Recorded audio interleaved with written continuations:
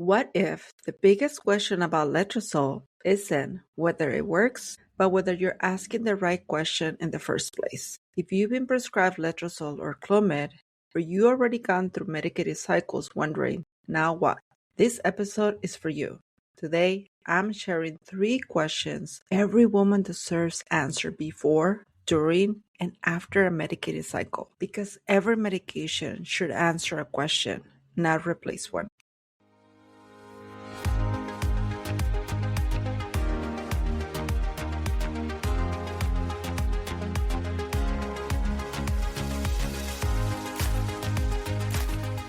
Do you long to get pregnant and trust your body again? Do you feel exhausted by the month after month cycle of hope and disappointment? Do you carry that creeping sense of failure? The fear that your body just isn't working the way that it should? If so, I'm so glad that you're here, my friend. Hi, I'm Mariana, a wife, mom, and a fertility care practitioner. After years of confusion and heartache, I learned how to understand my cycle with clarity and move towards pregnancy naturally by following a real system instead of guessing.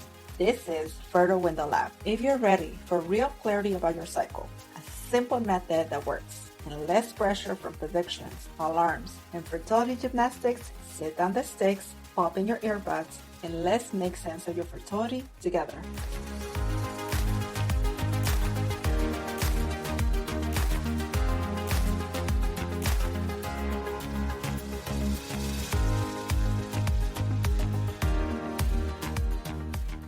One of the greatest privileges of the work that I do is that I get to meet women at many different points in the fertility journey. Some are just beginning to ask questions. Some have been trying to conceive for months. Others come to me after years of searching for answers.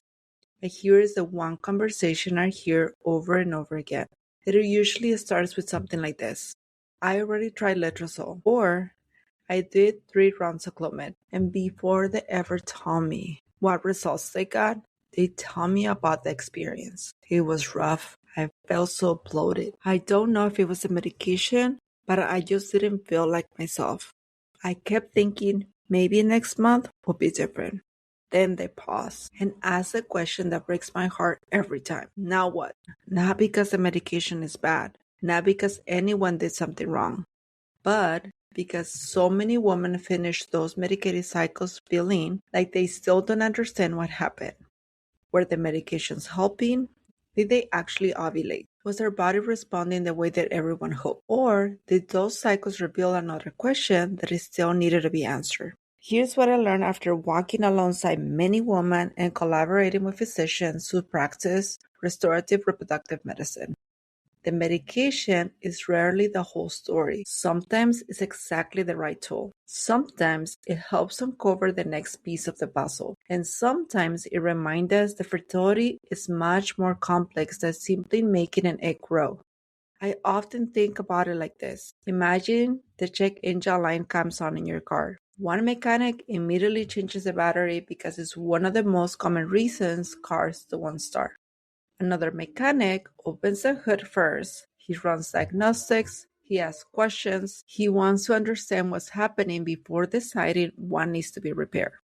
Neither mechanic is trying to harm the car. Both genuinely want to run it again. The difference is the one starts with investigation and the other one starts with intervention. And I think this is the perfect analogy for fertility care because medications like letrozole or Clomid can be wonderful tools. They have helped many women conceive, but every medication should answer a question. It should never replace one. And that's why today's episode isn't about whether letrozole is good or bad.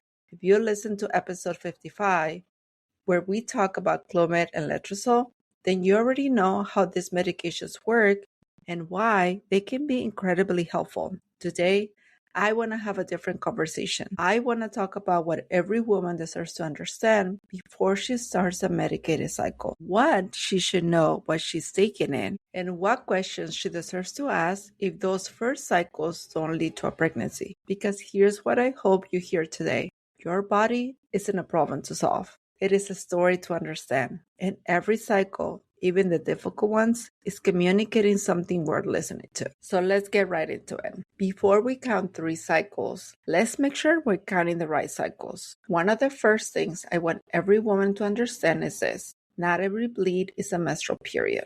That might sound surprising because most of us grow up thinking, if I'm bleeding, I'm having my period.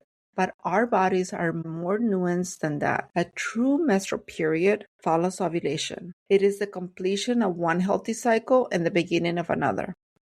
There are other reasons women can bleed. Some women experience breakthrough bleeding. Others have spotting before their actual period begins. Women with PCOS may experience irregular or dysfunctional bleeding. Thyroid disorders can change bleeding patterns. Polyps can also cause bleeding. Why does this matter? Because medications like letrozole are prescribed according to a cycle days. If we are starting from the wrong place, it becomes much harder to know where the medication is being used during the intended part of the cycle. I like to compare this to using a GPS. Imagine typing the wrong starting address. You follow every direction perfectly. You turn left, you turn right, merge into the freeway, everything looks correct. But if you started from the wrong location, you will never arrive at the destination you expected. The GPS was not broken. You simply started from the wrong place. Our cycles can be like that, and understanding where a cycle truly began is key when taking this type of medications. It gives context to everything that follows. This is one of the biggest reasons women reach out to me for a fertility clarity call. Many women aren't looking for another opinion. They're looking for orientation. They have collected lab work, ultrasounds, ovulation tests. Maybe they have already completed medicated cycles, but no one has helped them step back and connect the dots. That's exactly what we do. We organize your fertility story, we look at your cycle, your observations, your questions, and together we identify what conversations may be worth having with your physician next. Because clarity changes the way you move forward. And if you ever thought, I don't even know what questions I should be asking anymore, I love to help. You'll find the link in today's show notes. All right, let's continue to point number 2. Medication should treat a diagnosis, not replace one. This may be my favorite question. What are we trying to fix? Letrozole has a very specific job. It stimulates follicle development, it encourages ovulation, and if a woman isn't ovulating consistently, wonderful. This medication may be exactly what she needs. But what if she's already ovulating? Now we have another question. Why isn't pregnancy happening? That is a completely different conversation. Maybe the fallopian tubes need further evaluation. Maybe sperm health needs a closer look. Maybe there is endometriosis. Maybe there is inflammation. Maybe there is a uterine anomaly like a septum that still needs clarification. Maybe ovulation is happening beautifully, but the luteal phase isn't providing a hormonal support needed afterwards. You see the difference? The medication didn't change. The question changed. And let's go with another analogy. Imagine this. You're baking a cake, someone hands you the recipe and says, put it on the oven. 3 hours later, they ask, how did it turn out? But no one checked whether you actually had flour, eggs, baking powder, whether your oven was heating properly. So when the cake doesn't turn out, it doesn't automatically mean you're a bad baker. Sometimes one of the ingredients was missing. Restorative medicine asks, what ingredients are we working with? Before deciding what needs to be added. That's investigation. In this approach, medication becomes one tool within the investigation, not the entire investigation. And this leads to point number 3. Your body has been communicating the whole time. One of the hardest parts about fertility treatment is that most women often measure success with one question. Am I pregnant? And of course, that's the goal. But pregnancy isn't the only thing your body is communicating. Some women notice this through their cycle. Mood changes, increased emotional sensitivity, anxiety, irritability, and simply they don't feel like themselves. Those experiences don't automatically mean something is wrong, but they also don't mean that they should be ignored. They are information. Your body is always communicating. And one of the beautiful things about paying attention to your body and charting those symptoms helps us organize those observations. And we can make sense and see if ovulation happened. When did it happen? How long was your fertile window?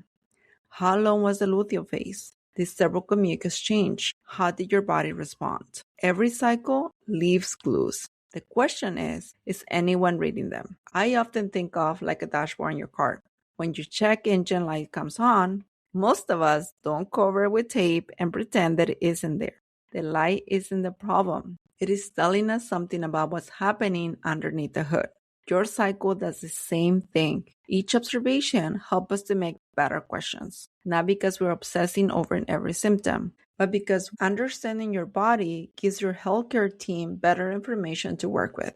And that is the heart of restorative reproductive medicine. So if you remember nothing else from today's episode, remember these 3 questions. Before counting medicated cycles, are we counting the right cycles? Before taking any medication, ask yourself, what problem are we trying to solve?